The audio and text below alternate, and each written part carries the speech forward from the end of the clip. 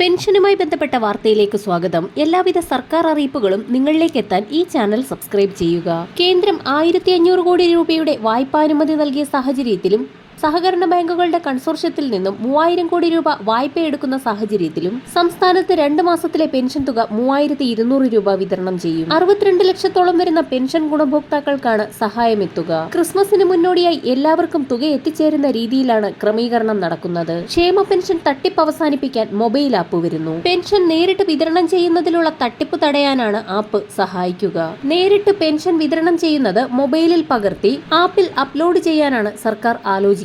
ധനവകുപ്പ് തീരുമാനം തദ്ദേശ വകുപ്പുമായി ആലോചിച്ച് നടപ്പാക്കും. സർക്കാർ ജീവനക്കാർ അനധികൃതമായി ക്ഷേമ പെൻഷൻ കൈപ്പറ്റിയെന്ന വാർത്ത പുറത്തു വന്നിരുന്നു. സർക്കാർ ജീവനക്കാരും പെൻഷൻകാരും താൽക്കാലിക ജീവനക്കാരും സർക്കാരിനെ കബളിപ്പിച്ച് ക്ഷേമ പെൻഷൻ തട്ടിയെടുത്തെന്നായിരുന്നു CAG കണ്ടെത്തിയത്. ക്ഷേമ പെൻഷൻ തട്ടിപ്പിൽ വകുപ്പ് തല നടപടികളിലേക്ക് കടക്കാനാണ് വകുപ്പുകളുടെ തീരുമാനം. ക്ഷേമ പെൻഷൻ വാങ്ങുന്നവരുടെ പട്ടിക അതത് വകുപ്പുകളിലേക്കും ധനവകുപ്പ് കൈമാറും. അനർഹർ കയറിക്കൂടാൻ സാഹചര്യമൊരുക്കിയ ഉദ്യോഗസ്ഥർക്കെതിരെയും നടപടി സ്വീകരിക്കും. എല്ലാവിധ പെൻഷൻ അറിയിപ്പുകളും മറ്റ് സർക്കാർ വാർത്തകളും തുടർന്നും നിങ്ങളിലേക്ക് എത്താൻ ഈ ചാനൽ സബ്സ്ക്രൈബ് ചെയ്യുക.